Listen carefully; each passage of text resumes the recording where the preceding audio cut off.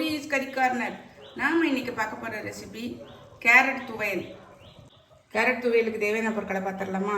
ஒரு பெரிய கேரட்டை நல்லா கழுவிட்டு தோல் சீவி துருக்கி வச்சுருக்கேன். இது 1 கப்பு அளவு இருக்கும். 2 காஞ்ச மிளகாய், ஒரு 4-5 பல்லு பூண்டு, ஒரு மீடியம் சைஸ் வெங்காயத்தை நீல வாக்கில் கட் பண்ணி வச்சுருக்கேன். ஒரு மீடியம் சைஸ் தக்காளியை கட் பண்ணி வச்சுருக்கேன். 2 பச்சை மிளகாய், 1 டீஸ்பூன் மல்லி விதைகள். காரத்துக்கு ஏற்ப நீங்கள் பச்சை மிளகாவையும் அந்த காஞ்ச மிளகாவையும் கூட்டியோ குறைச்சோ சேர்த்துக்கோங்க. அடுப்பில் கடாய் போட்டு எண்ணெய் விட்டுருக்கேன். 1 டீஸ்பூன் அளவு மல்லி இதில் சேர்த்துடலாம். 2 காஞ்ச மிளகாய்,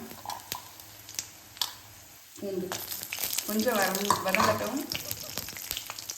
இது கூடயே வெங்காயம், மீடியம் சைஸ் வெங்காயம், இது கூடயே தக்காளி பச்சை மிளகாய் ரெண்டையுமே சேர்த்துக்கலாம். கொஞ்சம் வதங்கட்டும். கொஞ்சம் வதங்கிட்டு பாருங்க. நம்ம இந்த ஸ்டேஜில் கேரட்டையும் சேர்த்துடலாம். இதே நல்லா வதக்கி விட்டுருங்க. லைட்டாக வதக்கினா போதும். நல்லா ஓரளவு வதங்கிட்டு பாருங்கள். நம்ம இந்த ஸ்டேஜில் அடுப்பை ஆஃப் பண்ணிவிட்டு ஆற விட்டுட்டு மிக்சியில் போட்டு அரைச்சிடலாம். நம்ம வதக்கி வச்செல்லாம் நல்லா அரைச்சி பாருங்கள். அதில் மிக்சி ஜாரில் சேர்த்துட்டேன்.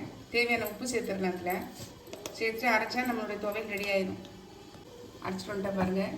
இந்த மாதிரி கொஞ்சம் குறவரப்பாக அரைச்சிக்கோங்க. ரொம்ப நைஸாக அரைச்சா சட்னி மாதிரி ஆகிடும். இருக்கட்டும், நம்ம இப்போ இதை மாற்றிடலாம்.